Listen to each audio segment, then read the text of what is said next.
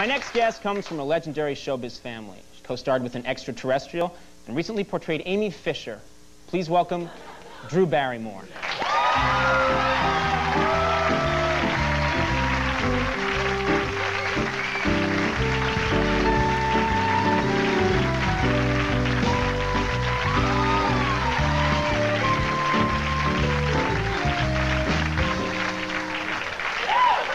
How you doing?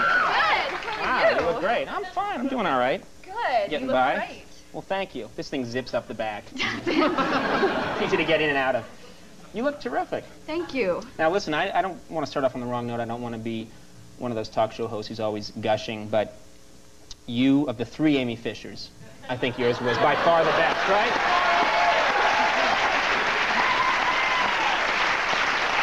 Thank you. No, it was very funny. It was cool. Now, I got to ask you, did you, a lot of actors, when they're preparing for a role like that with a killer or a murderer, they actually go and meet the person in prison. Did you do that? Because I know... Well, let me tell you a little something about Amy. I didn't get to meet her, actually, because she was, you know, going through all her court things and being arraigned at the time of the shooting, and it was very nerve-wracking to be portraying somebody who was living in the media as we were shooting, and, you know, trying to pull off the accent and do the whole thing and, like, you know, understand everything and sort of come to terms with why she did the things she did, to have the sincerity to play her. But it was, I had to do it. I had to live out that humor I felt for this girl. Right. You know? So you didn't meet with her, you didn't talk to her, you just studied tapes, or? I would listen to her voice over and over and over again.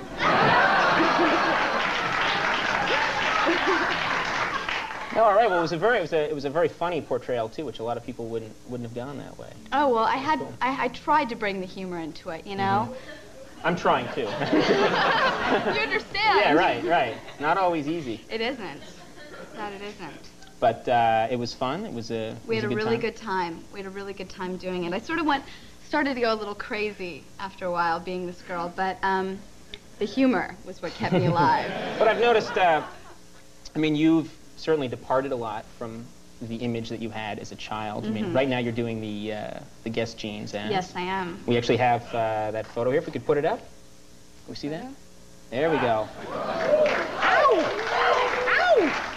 Ow! Ow! Help me out here, Andy. Ow! Ow! Ow! Wow! Wow! Ow! Ow! Ow!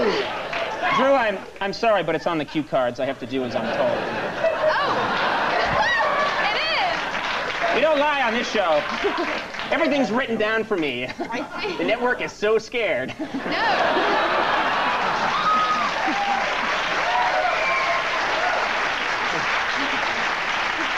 They're like, write everything down for that monkey. But you were wearing a tattoo. I was looking through some of those earlier as part of my job. I have one right on my ankle, actually. What do you have on your ankle? A cross, a sort of fourth angled cross. There's a cross at each angle. And it has rose vines growing through it, and I put it on there about 5 years ago. Wow. How many tattoos do you have? I have 5. Mm-hmm. No, I'm not going to get it, but what kind are they? You have a cross, and what else? Yes, I have a cross on my ankle. I have a blue moon on my toe. And what makes you think of that? What makes you think of, like, I've got to have a moon?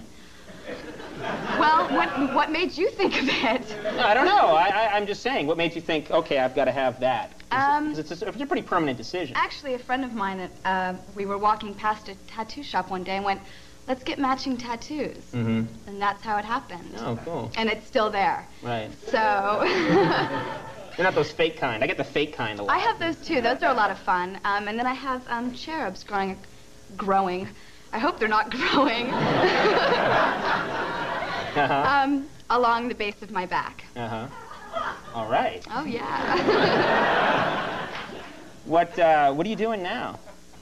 Right now, I flew in from Texas, and I'm living in a town called Brackettville. Believe me, none of you have heard of it, and if you have, I'm sorry.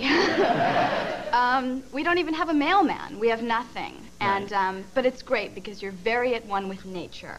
And this is, what are you filming in Texas? This is Brackettville, Texas. Sounds like a charming place. I forgot to tell you why I was there. I'm there because I'm shooting a Western, a female Western with me and 3 other lovely ladies, Annie McDowell, Mary Stuart Masterson, Madeline Stowe, and I think it's going to be really exciting. Yeah, that sounds neat. Yeah. Is it a problem living in Brackettville, Texas? You're obviously used to all the amenities of... Well, I'm used to a big city and everything, but like I said, I mean, it's beautiful. You know, they gave me this convertible to drive, and, you know, it's very funny looking. They gave you a convertible? Well, the rental company did, and... Just want to get clear. Well, it didn't have like a big bow. It didn't have a big bow on it or anything. Oh, okay. This is what you get while you're here, and, you know, I sort of cruise on the open roads, and it's amazingly beautiful, and I'd like to live out in the country someday, so... There's nothing you miss about...